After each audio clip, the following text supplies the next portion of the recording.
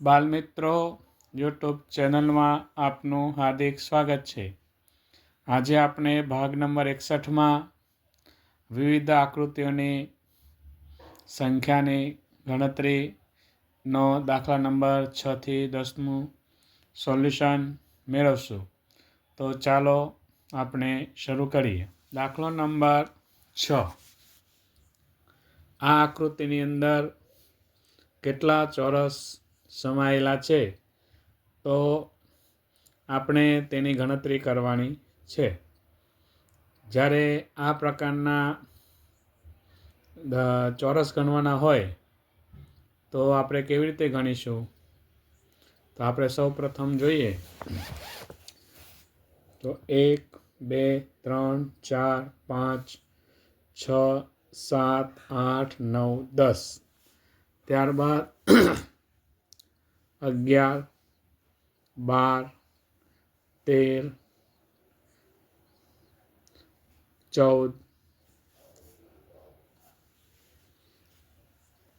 કુલ આપણે 14 એ ચોરસ આપણે આ આકૃતિમાં થશે.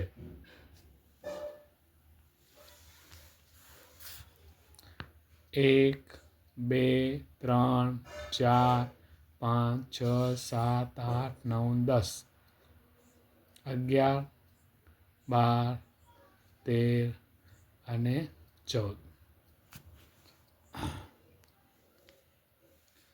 ત્યારબાદ દાખલો નંબર 7. આપેલ આકૃતિમાં કેટલા ચોરસ છે તો આપણે એની ગણતરી કરીશું. તો 1 2 3 4, પછી મોટો ચોરસ 5, પછી આ ચોરસ 6, એ કુલ 6 ચોરસ આવે.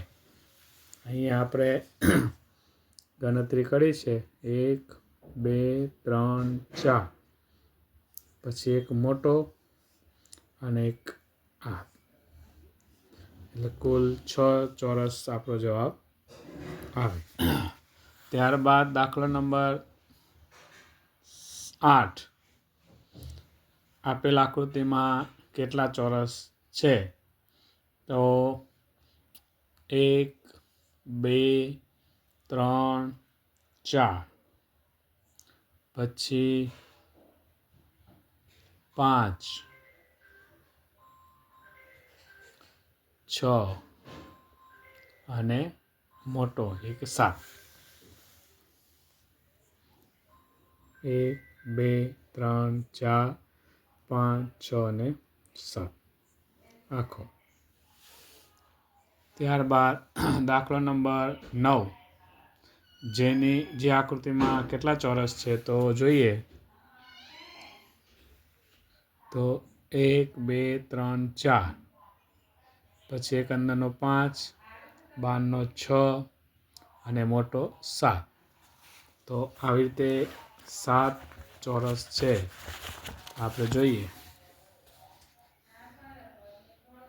એક મોટો, 2 3 1 2 3 4, વચ્ચેનો 5 6 7. તો આ આકૃતિમાં કુલ 7 ચોરસ આવેલા છે. ત્યારબાદ દાખલો નંબર 10. તો આપણે જોઈએ તો આ વિશિષ્ટ પ્રકારનો ચોરસ છે તો એમાં કેટલા ચોરસ હશે તો આપણે અહીંથી શરૂ કરીએ 1 2 3 4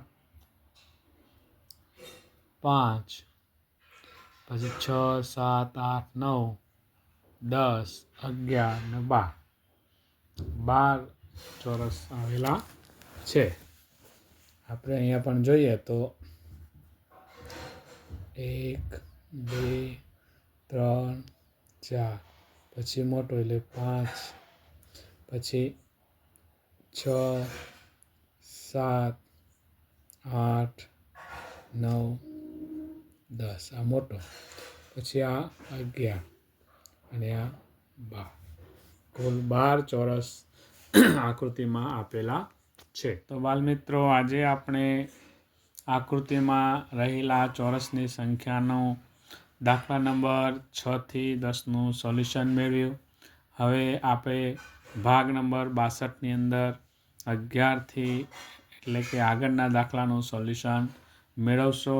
નમસ્કાર બાલમિત્રો, આપ વિડીયો નિયમિત જોતા રહેશો. તેમજ તમને વિડીયો સારો લાગ્યો હોય તો સબસ્ક્રાઈબ કરજો, લાઈક કરજો.